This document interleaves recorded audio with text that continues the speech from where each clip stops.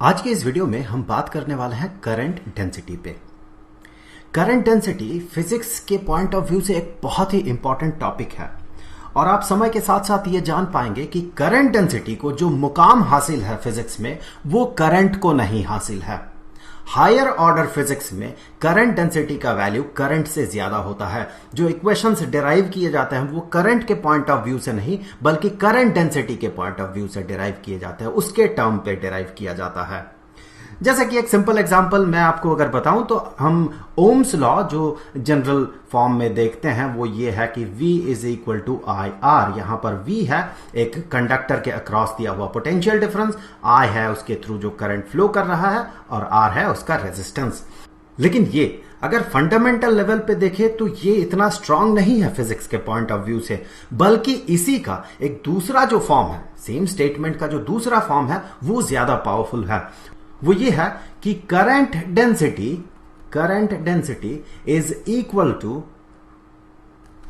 Conductivity of a material into applied electric field. वैसे अगर magnetic field appear करता है उस रीजन में तो यहां पर हम इलेक्ट्रिक फील्ड न लिख के फोर्स पर यूनिट चार्ज को इंट्रोड्यूस करते हैं। चलिए इन सब चीजों पे तो हम आगे बात करेंगे। फिलहाल तो आप ये देख लें कि यहां पर करंट अपीयर नहीं कर रहा, करंट डेंसिटी अपीयर कर रहा। आगे और भी बहुत सारे फॉर्म्स जो आप देखने वाले हैं वहां पर करंट अपीयर नहीं करेगा बल्कि करंट डेंसिटी अपीयर करेगा। तो यहां पर करंट डेंसिटी को समझने के लिए सबसे पहले तो कुछ मिसकंसेप्शंस जो है वो क्लियर होना चाहिए। जैसे सबसे पहले इसके नाम को देख लेते हैं। ये करंट डेंसिटी है तो किसी तरह से ये करंट से रिलेटेड है। कैसे रिलेटेड होगा? ये करंट का डेंसिटी होगा। अब यहां पर डेंसिटी सुनते साथ हमें लगता है कि ये किसी तरह से वॉल्यूम के साथ एसोसिएटेड होगा। जैसे कि पानी का डेंसिटी अगर कहा जाए तो पानी का डेंसिटी है, प्योर वाटर अगर हो तो इसका डेंसिटी होता है 1 किलोग्राम पर लीटर। तो लीटर यहां पर वॉल्यूम है, हम यही तो पढ़ते आ रहे हैं, यही तो डेंसिटी होता है। तो डेंसिटी सुनते साथ हमारे दिमाग में आ जाता है वॉल्यूम, लेकिन हमेशा हम डेंसिटी को एसोसिएट नहीं करते हैं वॉल्यूम के साथ। हम डेंसिटी को बड़ा फ्लेक्सिबली यूज करते हैं। ये कभी कभार हम लाइन के साथ इसे एसोसिएट कर देते हैं, कभी कभार हम सरफेस एरिया के साथ एसोसिएट कर देते हैं। एक सिंपल एग्जांपल आपको बताऊं, पॉपुलेशन डेंसिटी, ये भी तो डेंसिटी है। जैसे कि दिल्ली का अगर पॉपुलेशन डेंसिटी अगर देखते हैं तो 2011 के हिसाब से, उसके सेंसस के हिसाब से दिल्ली का जो पॉपुलेशन डेंसिटी है यह है 11,297 पीपल, यूनिट देखें इसका ध्यान से, पीपल पर स्क्वायर किलोमीटर, पीपल पर स्क्वायर किलोमीटर। यहां पर स्क्वायर किलोमीटर वॉल्यूम का यूनिट नहीं है, यह सरफेस एरिया का यूनिट है। तो जब किसी भी जगह का पॉपुलेशन डेंसिटी हम पता करते हैं, सो पॉपुलेशन डेंसिटी, उस केस में हम क्या करते हैं, उस जगह का जो पॉपुलेशन है उसे हम डिवाइड कर देते हैं उस जगह का जो सरफेस एरिया है उससे। तो यहां से आप समझ सकते हैं कि हमेशा डेंसिटी जो है वो वॉल्यूम के साथ ही रिलेटेड होगा, ऐसा कोई मतलब नहीं है। तो यहां करंट डेंसिटी के केस में ये जो डेंसिटी है ये डेंसिटी एरिया के साथ रिलेटेड है। तो ये तो था पहला मुद्दा, पहला एक मिसकंसेप्शन। वैसे मुझे मिसकंसेप्शन नहीं कहना चाहिए, हो सकता है मिसकंसेप्शन आ जाए यहां से डेंसिटी नाम से, तो इसीलिए मैंने इसे क्लियर कर दिया। अब जो दूसरा मिसकंसेप्शन है जो कि क्लियर होना चाहिए वो ये कि करंट जो हम डिफाइन करते हैं, जो हमारे किताबों में अवेलेबल है, कुछ कुछ किताबों में, वो फॉल्टी है। कैसे वो फॉल्टी है कि अगर आप एक कंडक्टर कंसीडर करते हैं और यहां करंट को अगर हम डिफाइन करना चाहते हैं तो इस करंट को हम डिफाइन कैसे करते हैं? तो मान ले ये एक कंडक्टर का एक सेक्शन हम देख रहे हैं। यहां पर करंट अगर हम डिसाइड करना चाहते हैं तो हम क्या करते हैं, हम ये पता करते हैं कि चार्ज कितना फ्लो किया किसी एक क्रॉस सेक्शन से। तो यहां पर मान ले कि ये सारे चार्जेस हैं, ये सारे चार्जेस जो कि फ्लो करेंगे, और भी बहुत सारे कंसीडर कर लेते हैं। तो according to the definition of current कुछ ऐसे डिफाइन किया जाता है, कुछ कुछ किताबों में मैंने देखा कि यह कहा जाता है चार्ज क्रॉस करेगा किसी एक क्रॉस सेक्शन को, और क्रॉस सेक्शन को कैसा होना है, क्रॉस सेक्शन को होना है करंट जिस डायरेक्शन में फ्लो कर रहा है। फॉर एग्जांपल मान लेते हैं, फॉर कन्वीनियंस हम मान लेते हैं ये सारे पॉजिटिव चार्जेस है और करंट इस डायरेक्शन में फ्लो कर रहा है। वैसे कंडक्टर के अंदर negative charges, that mean electron flow करता है, तो कन्वीनियंस के लिए मैंने ऐसे मान लिया कि मान लेते हैं पॉजिटिव चार्जेस फ्लो कर रहा है। तो ऐसा डिफाइन किया जाता है कि करंट क्या है, करंट है चार्ज कितना क्रॉस किया किसी क्रॉस सेक्शनल एरिया को या किसी क्रॉस सेक्शन को, जबकि क्रॉस सेक्शन ऐसा होना चाहिए कि उससे करंट जो फ्लो करेगा नॉर्मली करंट फ्लो करके ऐसे बाहर निकले, यहां पर 90 डिग्री का एंगल हो। ये एक मिसकंसेप्शन है। आप यहां पर करंट को अगर आपको पता करना है तो क्रॉस सेक्शन आप कैसा भी कंसीडर कर सकते हैं। चलिए, हमने एक क्रॉस सेक्शन ऐसा कंसीडर किया और एक क्रॉस सेक्शन हमने कुछ ऐसे कंसीडर कर लिया, कुछ ऐसे। अब आप देखें यहां पर करंट है, दैट मीन ये चार्ज्ड पार्टिकल्स जो है ये मूव करेंगे और ये मूव कर रहा है मान ले। सो ये जो मूव करेगा, आप ध्यान से देखें दोनों लाइंस को। करंट क्या है, करंट है चार्ज कितना फ्लो किया किसी क्रॉस सेक्शन से। दोनों ही क्रॉस सेक्शन से यूनिट टाइम में same amount of charge cross करेगा। चलिए ध्यान से देखें, ऐसे देखें, दोनों से ही 3-3 चार्जेस क्रॉस करके एक सर्टेन पॉइंट ऑफ टाइम में 3-3 चार्जेस क्रॉस कर रहे हैं। दोनों को देखें, ध्यान से देखें। तो ये फर्क नहीं पड़ता है कि आप क्रॉस सेक्शन कैसा कंसीडर कर रहे हैं। क्रॉस सेक्शन चाहे आप स्लैंट कंसीडर करें या फिर सीधा कंसीडर करें, उससे कोई फर्क नहीं पड़ता है। देखें, दोनों से ही 3-3 चार्जेस सेम समय में फ्लो कर रहा है। आगे और देखते जाए, फिर से देखें 3 चार्जेस क्रॉस कर रहा है, यहां से भी 3 चार्जेस, उतने ही समय में उतना ही चार्ज क्रॉस कर रहा है। तो यहां से आप एक अंदाजा लगा सकते हैं कि इसका डेफिनेशन कुछ ऐसा होना चाहिए कि ये डिपेंड नहीं करना चाहिए कि क्रॉस सेक्शनल एरिया हम कैसे कंसीडर कर रहे हैं, क्रॉस सेक्शन स्लंट है या सीधा है। अब आगे बढ़ते हैं। तो ये दूसरा मिसकंसेप्शन था। हमने क्या देखा यहां से कि करंट इस केस में इस सरफेस एरिया के हिसाब से करंट जितना है, इस दूसरे एरिया के हिसाब से यहां से अगर हम करंट को मेजर करते हैं इस क्रॉस सेक्शनल एरिया के रेस्पेक्ट में, तो ये दोनों करंट्स जो है, दोनों करंट ये सेम होगा। तो ये डिपेंड नहीं करेगा क्रॉस सेक्शनल एरिया कैसा है उस पे, उसके स्लंटनेस पे। ये दूसरा मिसकंसेप्शन था। तो अब हम आगे बढ़ते हैं। चलिए देखते हैं करंट डेंसिटी क्या है। तो करंट डेंसिटी, अगर आप देखें ये जो है, ये टर्म करंट डेंसिटी, ये एक पॉइंट फंक्शन है। चलिए आगे हम बात करते हैं इसका मतलब क्या है। करंट डेंसिटी, करंट डेंसिटी ये एक पॉइंट फंक्शन है। पूरा का पूरा जो ये टर्म है, it is a point function. ये रिलेटेड होता है पॉइंट के साथ। आप आगे चल के जब अपने बीएससी में होंगे तब आप कुछ वैसे ही क्वांटिटीज देखेंगे, जैसे कि एक स्केलर फील्ड का ग्रेडियंट, ये भी एक पॉइंट फंक्शन है। उसी तरह से एक वेक्टर फील्ड का डाइवर्जेंस या फिर कर्ल, ये सारे पॉइंट फंक्शंस हैं। वैसे आपको शायद पता नहीं होगा ये ग्रेडियंट, डाइवर्जेंस या कर्ल क्या है, पर बॉदर मत करें, आप ये सब क्लियर हो जाएगा कि पॉइंट फंक्शन से मतलब क्या है। मतलब कि ये एसोसिएटेड होता है एक पॉइंट के साथ। अगर कहीं पर चार्ज फ्लो कर रहा हो, मान ले यहां पर बहुत सारे चार्जेस फ्लो कर रहे हैं, यहां चार्ज फ्लो कर रहा है, और आप करंट पता करना चाहते हैं इस रीजन में, इस पूरे रीजन में जो फ्लो कर रहा है चार्ज, उसके कारण करंट। तो करंट के लिए आपको क्या करना होगा, एक सरफेस एरिया कंसीडर करना होगा और ये देखना होगा यूनिट टाइम में कितना चार्ज यहां से क्रॉस करके बाहर निकल रहा है। सो ये चार्जेस का फ्लो है। सो हम ये देखेंगे करंट पता करने के लिए कि इस एरिया से कितना चार्ज यूनिट टाइम में क्रॉस करके बाहर निकल रहा है। तो करंट जो है ये एसोसिएटेड है एरिया के साथ। एरिया अगर डिफाइंड नहीं हुआ, एरिया अगर कहीं पर हम कंसीडर ना करें, तो फिर करंट को हम पता नहीं कर सकते हैं। लेकिन वहीं अगर करंट डेंसिटी की बात हो, ये एसोसिएटेड एरिया के साथ नहीं होता, बल्कि ये एसोसिएटेड होता है पॉइंट के साथ। तो करंट डेंसिटी हम ये नहीं कहेंगे कि करंट डेंसिटी इस एरिया पे कितना है, बल्कि करंट डेंसिटी एक पॉइंट का होता है। यहां पर अगर आप एक पॉइंट कंसीडर करते हैं, पॉइंट P, तो इस पॉइंट में करंट डेंसिटी कितना होगा ये हम पता कर सकते हैं। जैसे कि यहां पर एक पॉइंट में करंट डेंसिटी कितना होगा, यहां एक पॉइंट में करंट डेंसिटी कितना होगा। तो जब करंट डेंसिटी हम पता करते हैं एक पॉइंट पे, मान ले इसी पॉइंट में, तो इसके लिए हमें करना क्या होता है, इसके लिए हमें सबसे पहले एक छोटा सा एरिया कंसीडर करना होता है। एरिया हम क्यों कंसिडर कर रहे हैं अभी आपको समझ में आ जाएगा। और इसका जो डायरेक्शन होगा, एरिया तो वेक्टर क्वांटिटी है, इसका डायरेक्शन करंट के डायरेक्शन में ही होना पड़ेगा। तो ये एक छोटा सा हमने एरिया कंसीडर कर लिया डी ए। किस लिए? पॉइंट पी में, यहां पी ये जो है ये एक पॉइंट है, उस पॉइंट में हम करंट डेंसिटी पता कर रहे हैं। तो उसी के सराउंडिंग्स या फिर उसे इंक्लूड करते हुए बहुत छोटा सा एरिया हम डी ए कंसिडर कर लेते हैं। उसका डायरेक्शन कैसा होगा? उसका डायरेक्शन करंट के डायरेक्शन में ही होगा।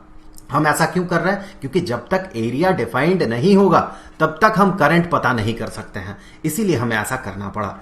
अब हम क्या पता कर रहे हैं? Current density. तो करंट डेंसिटी होगा क्या? देखिए हमने पहले ही बात किया था, ये करंट का डेंसिटी है। कैसा डेंसिटी? Associated with area.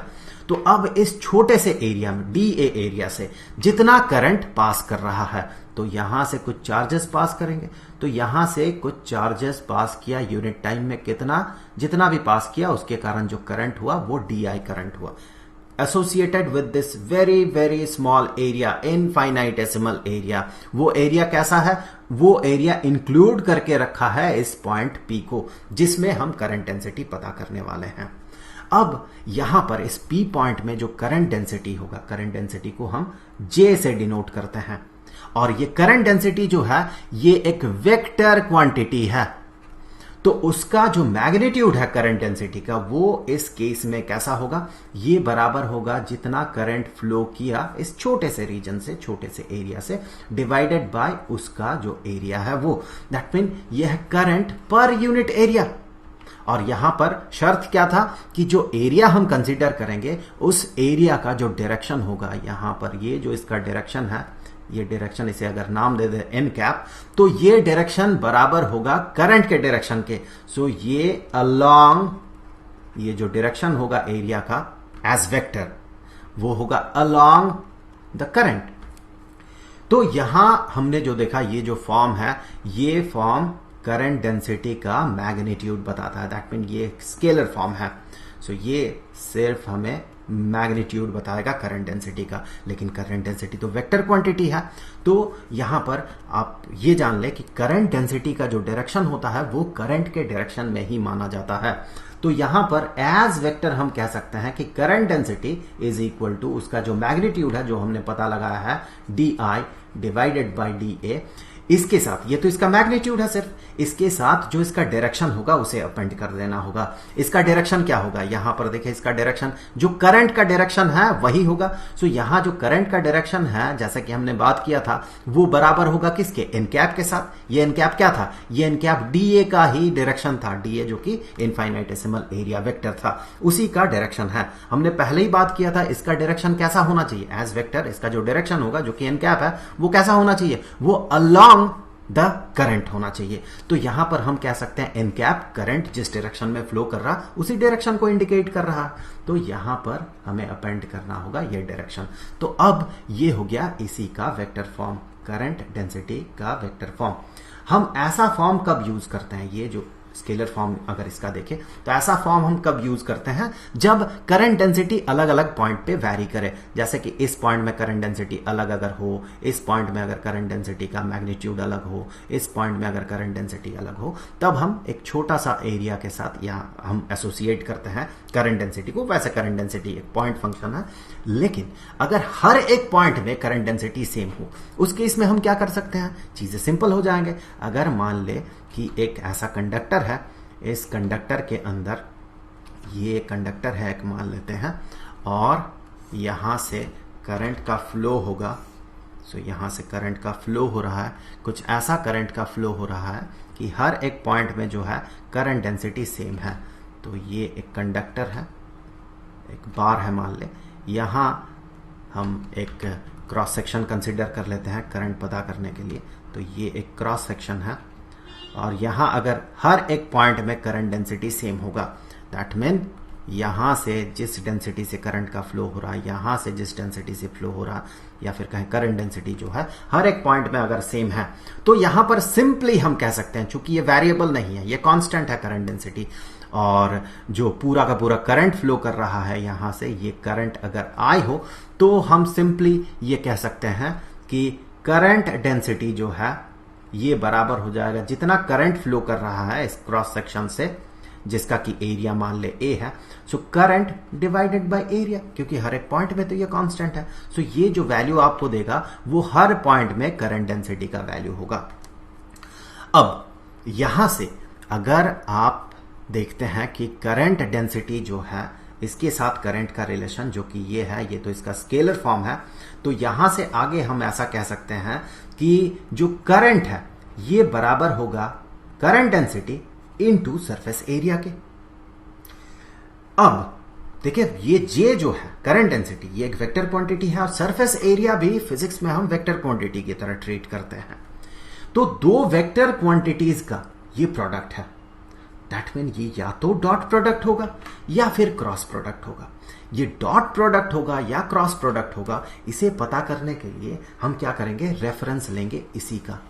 यही आपको बता के देगा ये क्रॉस प्रोडक्ट होना चाहिए या डॉट प्रोडक्ट होना चाहिए। तो यहां से हमने ये बात किया था, देखें कि करंट जो है क्रॉस सेक्शन आप कैसा भी कंसीडर करें, करंट सेम होना चाहिए। यहीं से आपको मिलेगा कि यहां ये डॉट प्रोडक्ट होना चाहिए या क्रॉस प्रोडक्ट होना चाहिए। तो चलिए देख लेते हैं, ये तो एक सिंपल प्रोडक्ट है। अगर स्केलर फॉर्म में बात करें तो हमें क्या मिलेगा, I is equal to J current density का मैग्नीट्यूड इंटू एरिया का मैग्नीट्यूड। सिंपल फॉर्म में हम ऐसा कह सकते हैं, लेकिन यहां पर एक प्रॉब्लम है। उसी प्रॉब्लम से हम सॉर्ट आउट कर सकते हैं कि यहां पर यह क्रॉस प्रोडक्ट होगा या डॉट प्रोडक्ट होगा। वापस हम इसी तरह का एक सिचुएशन कंसिडर कर लेते हैं कि एक कंडक्टर है, इस कंडक्टर से करंट का फ्लो हो रहा है। सो ये रहा कंडक्टर, इसका फ्रंट फेस। अब इसका जो बैक साइड है इसे भी ड्रॉ कर लेते हैं। सो ये कंडक्टर, अब यहां से हम फ्लो करवाएंगे करंट। उसके लिए हम क्या करेंगे, एरिया कंसीडर करेंगे। दो अलग अलग करंट तो through out the conductor same होना चाहिए, सेम कंडक्टर है, और यहां इसे हमने एक्सटर्नल सोर्स के साथ कुछ ऐसे जोड़ दिया, इसके कारण करंट का फ्लो हुआ, इस डायरेक्शन में करंट फ्लो कर रहा है। अब यहां आप देखें कि अगर हम क्रॉस सेक्शन ऐसा कंसीडर करते हैं, कुछ ऐसा, ये क्रॉस सेक्शन है हमारा, यहां से भी हम करंट पता कर सकते हैं। और जैसा कि हमने बात किया कि अगर हम क्रॉस सेक्शन को कुछ ऐसा कंसीडर कर लेते हैं, कुछ ऐसा, तो भी करंट तो सेम होना चाहिए। सो यहां से भी करंट जो है ये करंट सेम होना चाहिए। अब हमने ये जो एरिया है, ये जो क्रॉस सेक्शन है, इसे स्लंट कंसीडर किया, बहुत ही स्लंट। तो दोनों ही केस में करंट तो सेम होना चाहिए। यहां से जो करंट हमें मिलेगा, यहां से भी करंट तो उतना ही होना चाहिए, through out the conductor current same होगा। लेकिन अगर हम इस फॉर्मूला को, स्केलर फॉर्म को अगर देखते हैं, तो यहां पर देखिए जे हर एक पॉइंट में तो ये सेम है, हर एक पॉइंट में करंट डेंसिटी सेम है। तो चाहे आप यहां पर देखें करंट डेंसिटी या फिर आप यहां पर देखें करंट डेंसिटी, वो तो सेम है। लेकिन एरिया, इस केस में इस एरिया को अगर हम ए नाम दे देते हैं और इसे अगर हम A1 कहते हैं, तो ये बहुत ही क्लियर है कि A1 जो है ये A से बड़ा है। तो अब आप सिंपली ये नहीं कह सकते current density into area is equal to current. क्या करना होगा, यहां से हमें पता करना होगा कि हम क्या करेंगे इस केस में। अब क्या करें, यहीं पर आप एक ऐसा एरिया कंसीडर कर लें जो कि बिल्कुल करंट के डायरेक्शन में हो, जिसका वेक्टर फॉर्म में अगर बात करें, जो कि यहां से जिसका डायरेक्शन एज वेक्टर, इसका डायरेक्शन करंट के डायरेक्शन में हो। दैट मीन करंट जो फ्लो कर रहा है इस डायरेक्शन में फ्लो कर रहा है। और यहां पर जो ये एंगल क्रिएट कर रहा है, ये एंगल अगर थीटा है, तो आप जियोमेट्री से आसानी से प्रूव कर सकते हैं कि ये जो एरिया है इसका जो डायरेक्शन है, इसका डायरेक्शन इसी पे नॉर्मल होगा। सो ये जो है ये A1 वेक्टर का डायरेक्शन है, और आप एज वेक्टर कह सकते हैं कि ये जो है, ये जो वेक्टर है, ये वेक्टर A है। तो यहां पर ये जो करंट फ्लो कर रहा है, या फिर कहें उसी डायरेक्शन में जो करंट डेंसिटी एज वेक्टर है, तो करंट डेंसिटी का डायरेक्शन ये है। आप जियोमेट्री से ये बड़े आसानी से प्रूव कर सकते हैं कि ये एंगल अगर थीटा होगा तो ये एंगल ये भी होगा थीटा। सो यहां से आप कह सकते हैं ये भी एंगल जो है ये थीटा होगा। प्रॉब्लम कहां पर था, प्रॉब्लम ये था कि हम सिंपली ये नहीं कह सकते हैं कि J into A, that mean current density का मैग्नीट्यूड इंटू एरिया का मैग्नीट्यूड, ये होगा करंट। क्यों? क्योंकि करंट को हर जगह पे सेम होना चाहिए, चाहे आप इस क्रॉस सेक्शन को कंसीडर करते हुए करंट पता करें या फिर इस क्रॉस सेक्शन को कंसीडर करते हुए करंट पता करें। दोनों ही केस में करंट जो है करंट को सेम होना है। हमने देखा करंट डेंसिटी हर एक पॉइंट में सेम है, लेकिन एरिया जो है उसका मैग्नीट्यूड चेंज हो जा रहा है। तो फिर ये कैसे होल्ड करेगा? आप सिंपली स्केलर फॉर्म में ऐसा नहीं कह सकते हैं। तो यहीं से हमें समझ में आएगा कि इन दो वेक्टर्स के बीच ये क्रॉस प्रोडक्ट होगा या डॉट प्रोडक्ट होगा। चलिए, अगर सिंपली हम देखते हैं स्केलर फॉर्म कंसीडर करते हुए कि करंट जो है ये इस एरिया के हिसाब से हम कह सकते हैं ये जो एरिया होगा, इसका जो एरिया होगा इसी के बराबर होगा। ये कितना होगा? ये ए होगा। सो यहां से हम कह सकते हैं ये अगर ए है तो हम कह सकते हैं स्केलर फॉर्म में, जो कि होल्ड नहीं कर रहा, जे इंटू ए, और उसी के साथ साथ करंट जो है उसी को बराबर होना है जे इंटू A1 के। तो यहां पर वेक्टर फॉर्म कंसीडर करते हुए ही हम इसे रिजॉल्व कर सकते हैं, क्योंकि ये दोनों एक दूसरे के साथ बराबर नहीं होंगे। A1 के बराबर नहीं होगा। इसके लिए हमें सबसे पहले तो ये पता करना होगा कि A जो है ये A1 के साथ कैसे रिलेटेड होगा। तो यहां पर आप देखें, इससे मैं नाम दे देता हूं L। ये जो है ये लेंथ है मान लेते हैं, और ये जो है ये इसका ब्रेड्थ है, ये ब्रेड्थ है। सो यहां पर अगर आप देखें ये L होगा, वैसे ये L होगा। सो ये तो L है, लेकिन ये B नहीं होगा। ये क्या है? इसे नाम दे देते हैं B1 है ये। अगर आप इसे कंसीडर करते हैं तो यहां से ये B होगा, और ये तो L है ही। तो दोनों को इंटर रिलेट करने के लिए देखें, यहां पर आपको मैं इसे थोड़ा अलग से ड्रॉ कर लेता हूं। आप अगर कुछ ऐसे देखते हैं, इसी का सिर्फ फ्रंट फेस अगर हम देखते हैं तो यहां से आप देखें ये कुछ L था, माफ कीजिएगा B था, और ऐसे कुछ हमें B1 मिल रहा है। दोनों के बीच का जो एंगल है ये एंगल है ऐसे थीटा।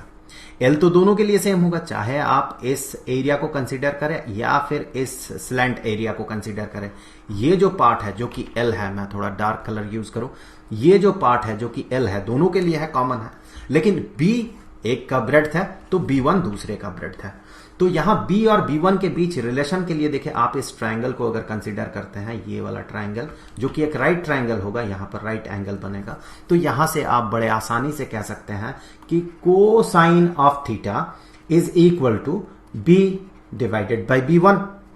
तो यहां से आगे आप कह सकते हैं कि B1 is equal to B divided by cosine of theta.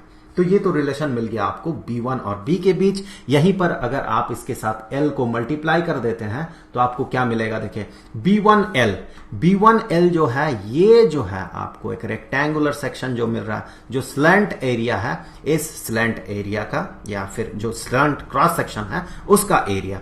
तो ये जो स्लैंट क्रॉस सेक्शन का एरिया है जिसे कि हमने नाम दिया था A1, तो यहीं से आगे हम कह सकते हैं A1 जो कि इसके बराबर होगा, ये बराबर होगा BL जो कि A के बराबर होगा। BL इस रेक्टेंगल का एरिया होगा, B इसका ब्रेड्थ, L इसका लेंथ। सो ये A divided by cosine of theta होगा। अब देखिए, यहां से अगर आप इन दोनों के बीच का जो रिलेशन है या फिर जो प्रोडक्ट है, इसे आप डॉट प्रोडक्ट कंसीडर करते हैं। यहां पर अगर इन दोनों के बीच डॉट मल्टीप्लिकेशन हो तो सारे प्रॉब्लम सॉल्व हो जाएंगे। कैसे? यहां पर भी मैं लिख देता हूं, अगर ये डॉट प्रोडक्ट होता है तो प्रॉब्लम हो जाएगा सॉल्व। कैसे? जैसे ही J डॉट A आप कंसीडर करेंगे, इसे जब इवेलुएट करेंगे, वो क्या होगा? देखिए, J का डायरेक्शन यहां से देखते हैं फिर से। J का डायरेक्शन है इस डायरेक्शन में, करंट के डायरेक्शन में ही करंट डेंसिटी का डायरेक्शन होगा। और एरिया, यहां इस केस में एरिया जो होगा, एरिया A, उसका भी डायरेक्शन इसी डायरेक्शन में होगा। ये वाला जो सरफेस है ये है एरिया A। सो इसका भी डायरेक्शन सेम डायरेक्शन में होगा। तो यहां से हम कह सकते हैं जो J डॉट A है ये बराबर होगा पहले वेक्टर का मैग्नीट्यूड जो कि है J इंटू दूसरे वेक्टर का मैग्नीट्यूड जो कि है A into cosine of angle between them. इन दोनों वेक्टर्स के बीच, इन दोनों वेक्टर्स को देखें, दोनों के बीच कोई एंगल नहीं है। J का डायरेक्शन ये, A का डायरेक्शन ये, दोनों सेम डायरेक्शन में है, तो दोनों के बीच का एंगल 0 डिग्री है। सो डॉट प्रोडक्ट में हमें यहां कोसाइन ऑफ इन दोनों के बीच का जो एंगल है जो कि 0 डिग्री है, इसे मल्टीप्लाई करना होता है।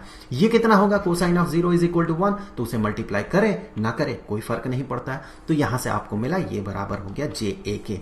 वैसे ही जैसे ही आप इसे कंप्यूट करेंगे तो आपको क्या मिलने वाला है? देखें, तो यहां से हम कहेंगे पहले वेक्टर का मैग्नीट्यूड जो कि है j इंटू दूसरे वेक्टर का मैग्नीट्यूड जो कि है a1 इंटू इन दोनों के बीच का एंगल।